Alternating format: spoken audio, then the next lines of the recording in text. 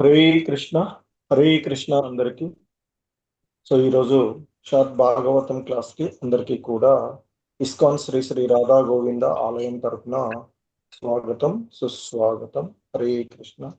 ఓం నమో భగవతే వాసుదేవాయ. ఓం నమో భగవతే వాసుదేవాయ.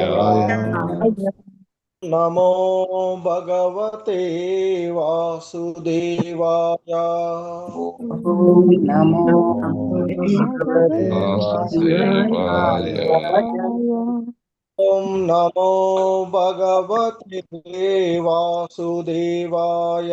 ఓం నమో భగవతే వాసుదేవాయ. ఓం నమో భగవతే వాసుదేవాయ. హరే కృష్ణ అందరికి. ఓం అజ్ఞానతిమిరాంధస్య జ్ఞానాంజనశలాకయా చక్షుర్మిలితం యేన తస్మై శ్రీ గురవే నమః. శ్రీచైతన్యమనోభీష్టం స్థాపితం యేన భూతలే స్వయం రూపః కదా మహ్యం దదాతి స్వపదాంతికం.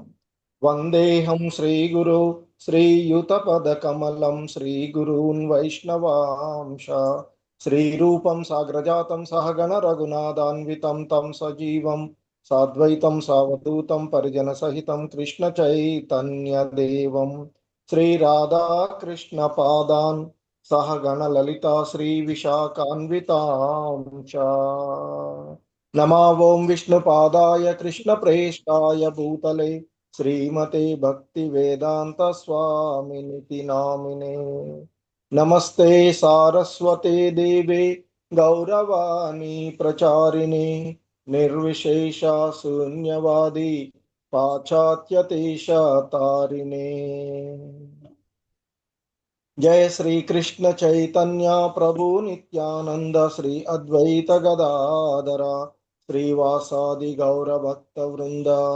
హరే కృష్ణ కృష్ణ కృష్ణ హరే హరే, హరే రామ రామ రామ హరే హరే. హరే కృష్ణ. సో ఈరోజు శ్రీమద్ భాగవతము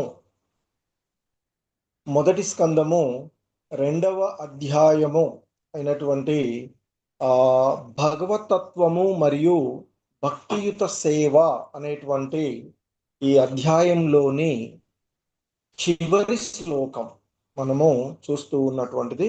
సో ఈ రోజుతో ఈ 2వ అధ్యాయం మొదటి స్కందంలోని 2వ అధ్యాయము భగవతత్వము భక్తియుత సేవ అనేటువంటి అధ్యాయములో చివరి శ్లోకము సూత గోస్వాముల వారి ద్వారా ఈ విధంగా చెప్పబడుతూ ఉన్నది. మనం చూడబోతున్నటువంటిది. భావయత్యేష సత్వేన లోకాన్ వైలోక భావనః లీలావతారమురతో దేవతిర్యజ్ఞ ప్రాదిషు. సో దేవతిర్యజ్ఞరాదిషు అంటూ చెప్తున్నట్టు అంటూ ఈ శ్లోకం ఇక్కడ.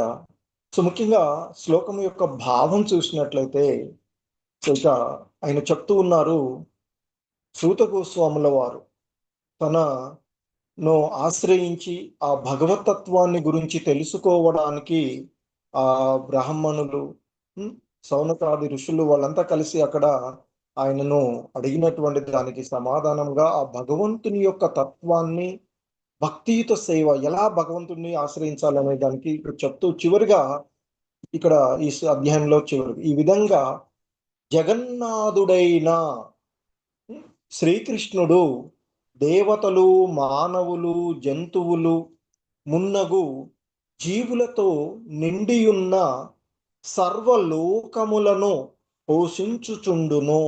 శుద్ధ సత్వస్థితి సత్వమునందు స్థితులైనట్టి వారలను ఉద్ధరించుటకు అతడు అవతారములను దాల్చి పెక్కు లీలలను గావించును అంటూ ఆ భగవంతుని యొక్క అవతారాలు, ఆయన ఈ జగత్తు మొత్తానికి నాదుడైనటువంటి శ్రీకృష్ణ భగవానుడు ఎలా ఈ సమస్తాన్ని భౌతిక ఆధ్యాత్మిక విశ్వాలన్నింటినీ కూడా ఏ విధంగా అతడు మరి సమన్వయపరుచుతున్నారు, ఎలా సృష్టిస్తూ ఉన్నారు, ఎలా పోషిస్తూ ఉన్నారు, చివరికి ఎలా లయిస్తూ ఉన్నారు. ఇక్కడ మనకు సృష్టి పోషణ విషయాలను గురించి మనకి ప్రస్తావించినటువంటి అంశాలు ఇక్కడ చూసినటువంటివి.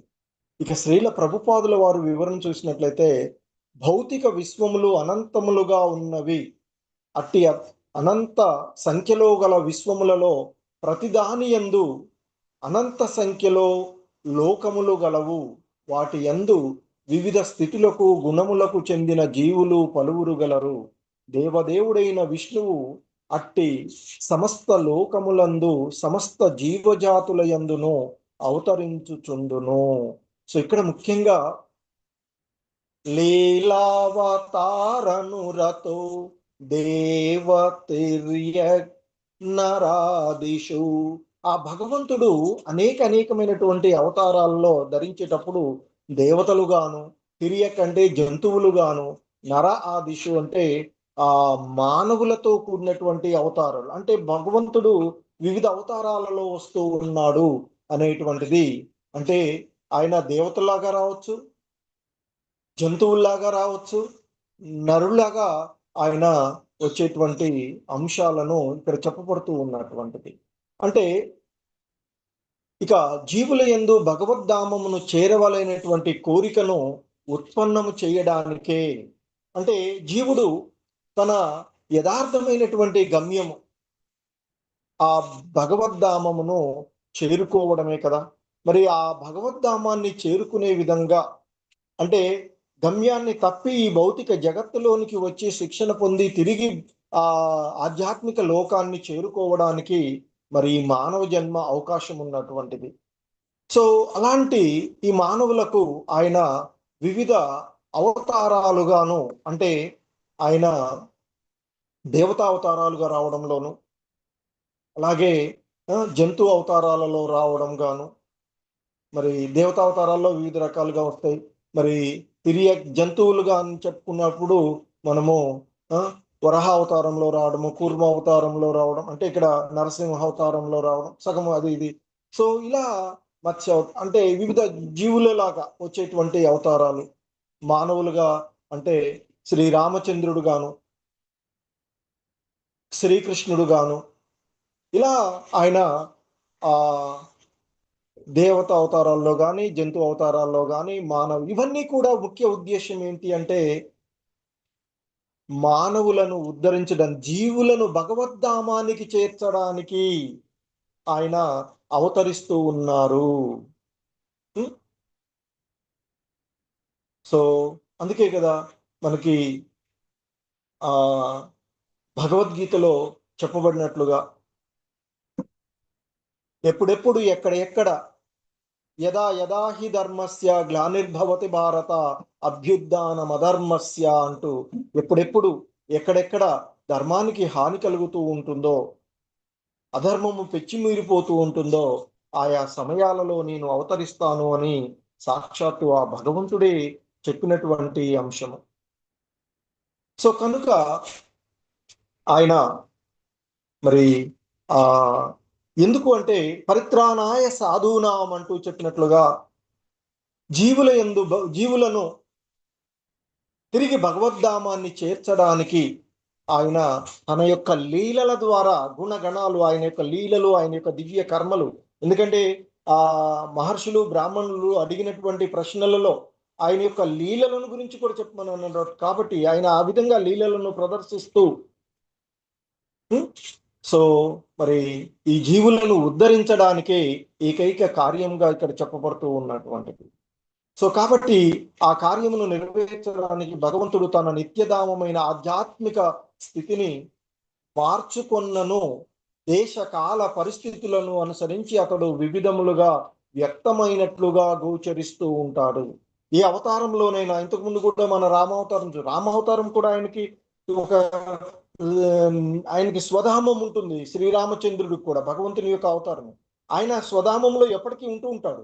అవసరాన్ని బట్టి ఆయన ఈ భూమిపైకి అవతరించడం జరుగుతూ ఉంటుంది. అవసరాన్ని బట్టి ఆ కాల పరిస్థితిలో అక్కడ అవసరాన్ని బట్టి ఆయన వచ్చేసేటువంటి అవకాశం ఉంటుంది. సో అందుకే ఇక్కడ చెప్తూ ఉన్నారు శ్రీల ప్రభుపాదుల వారు, తాను స్వయంగా అవతరించినను లేదా యోగ్యుడైన జీవునికి తన కార్యార్థమై శక్తిని ప్రదానం చేసినప్పటికీ కూడా ఒక్కొక్కసారి తానే అవతరిస్తూ ఉంటారు. కొన్నిసార్లు తన శక్తిని వాళ్ళలో ప్రవేశపెట్టి వస్తూ ఉంటుంటారు. సో కాబట్టి ఆయనే అవతరించిన, స్వయంగా భగవంతుడే అవతరించిన, అలా అవతరిస్తున్నాను అని చెప్పేసి భగవద్గీతలో మనకు చెప్పినప్పటికీ, అలాగే కొన్నిసార్లు ఆయన శక్తి ద్వారా కొంతమంది వస్తూ ఉంటుంటారు కొన్ని కార్యాలను నెరవేర్చడానికి. సో శక్తి ఆవేశ అవతారాలుగా చెప్తూ ఉంటుంటాము.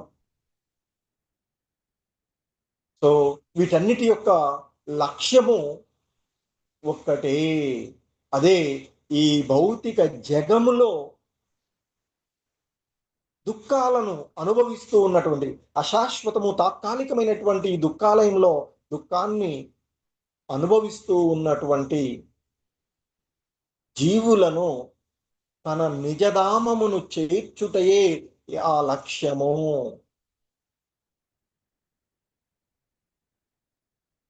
ఎందుకంటే జీవులు వాంఛించేటువంటి ఆనందము అసంఖ్యాక విశ్వములలో గాని భౌతిక లోకాలలో గాని ఏ మూలన వెతికినా కానరాదు. ఎందుకంటే జీవులు వెతికేటువంటిది నిత్యానందం కోసం వెతుకుతూ ఉంటుంటారు, కానీ తప్పుడు మార్గంలో ఉండేటువంటి తప్పుడు భావనలతో ఉండి చూస్తూ ఉన్నటువంటిది.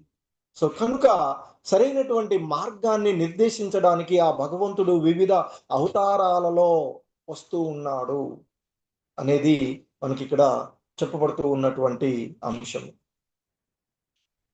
సో కనుకనే మరి వారికి నిత్యానందము ఆధ్యాత్మిక లోకంలోనే లభింపగలదు, కానీ గుణ ప్రభావాలకు లోనైనటువంటి, ఎందుకంటే మనకి ఇక్కడ ముఖ్యంగా ఈ అధ్యాయంలో ఆ జీవతత్వము, పరమాత్మతత్వము, మాయాతత్వము అనేటువంటి అంశాలను వివరిస్తూ ఆ భగవతత్వాన్ని, భక్తియుతమైనటువంటి సేవ అనేటువంటి అంశాలను వివరిస్తూ చెప్తూ ఉన్నటువంటిది చూస్తూ ఉన్నటువంటిది.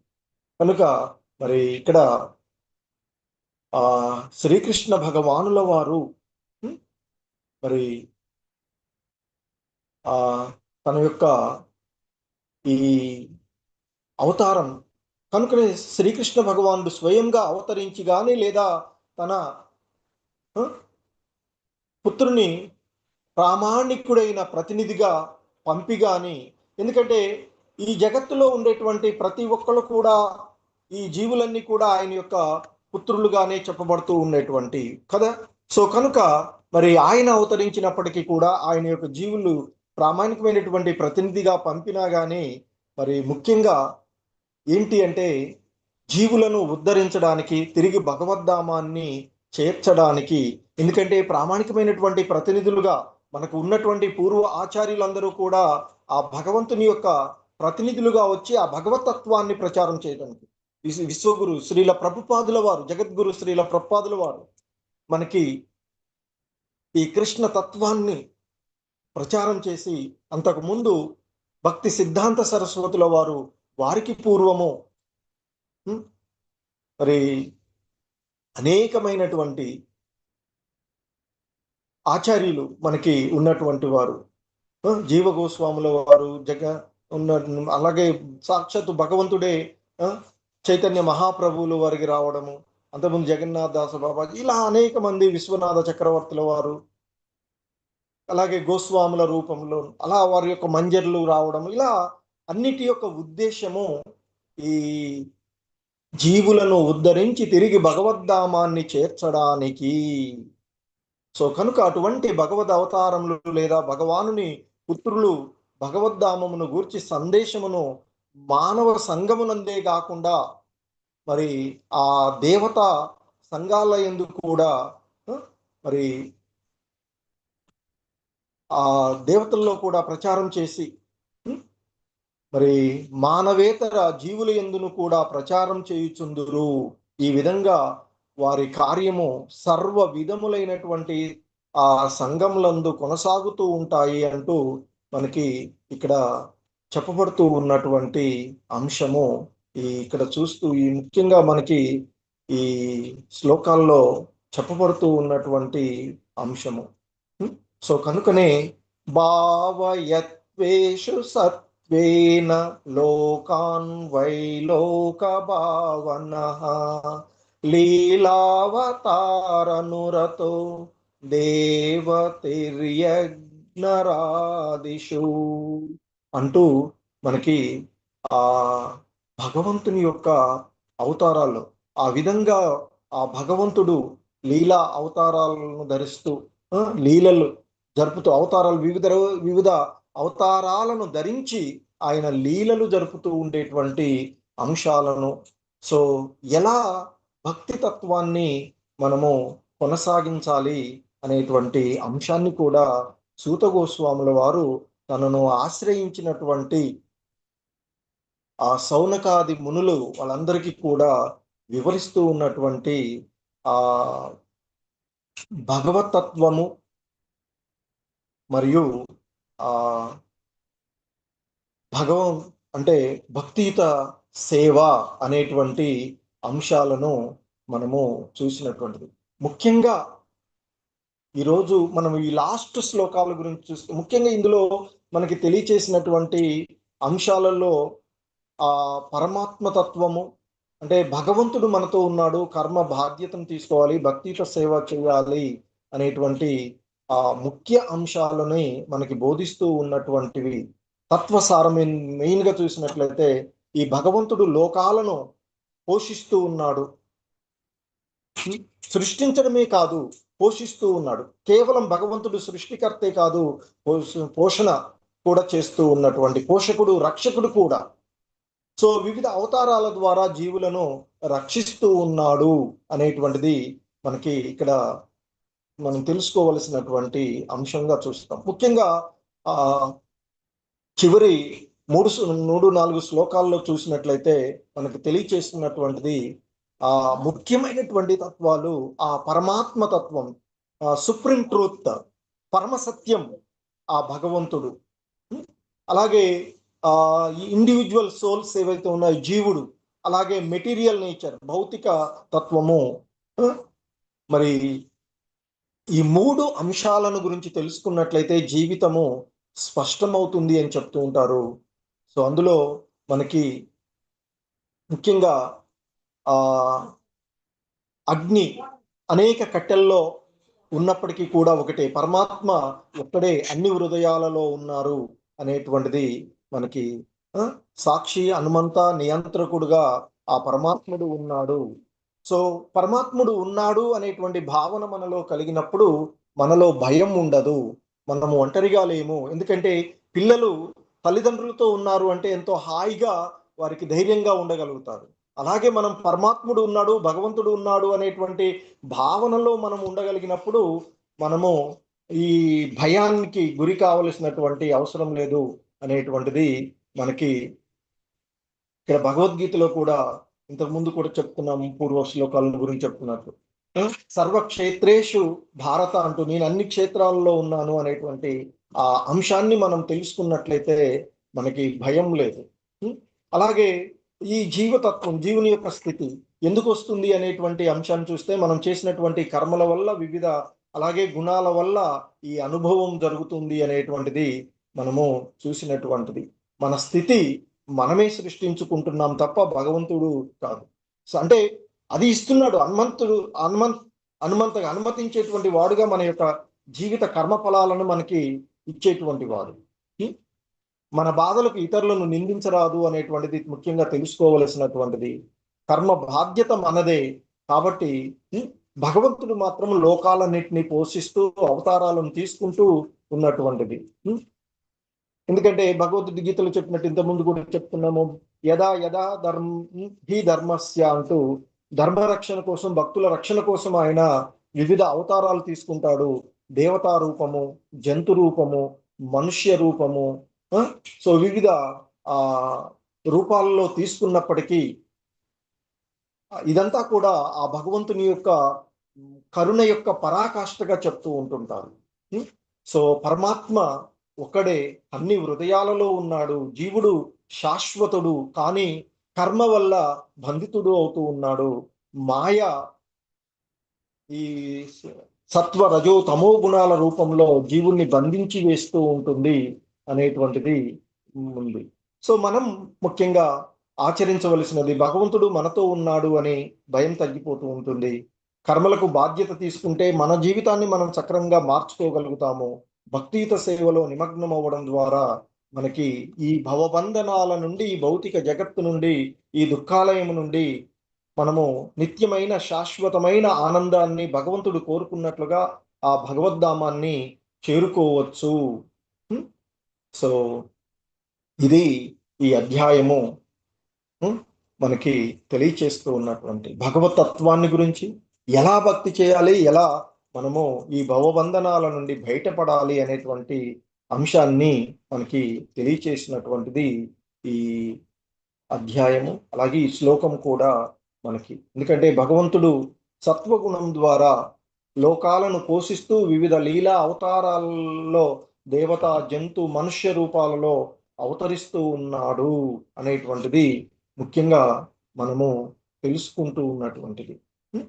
సో దేవతా రూపాలలో రావడము, అలాగే తిరియగ్ జంతు రూపాలలో మత్స్య, కూర్మ, వరాహ అవతారాలలో ఇలా అనేకమైనటువంటి, అలాగే మనుష్య రూపంలో అంటే మనకి ముఖ్యంగా ఈ రామాయణం ఇవన్నీ ఇప్పుడు శ్రీరామ్ ముఖ్యంగా తెలిస్తే రాముడు, కృష్ణుడు. సో ఇది హరే కృష్ణ జగద్గురు శ్రీల ప్రభుపాదికి ఇచ్చారు. సో ఇది ఈరోజు ఈ శ్లోకం.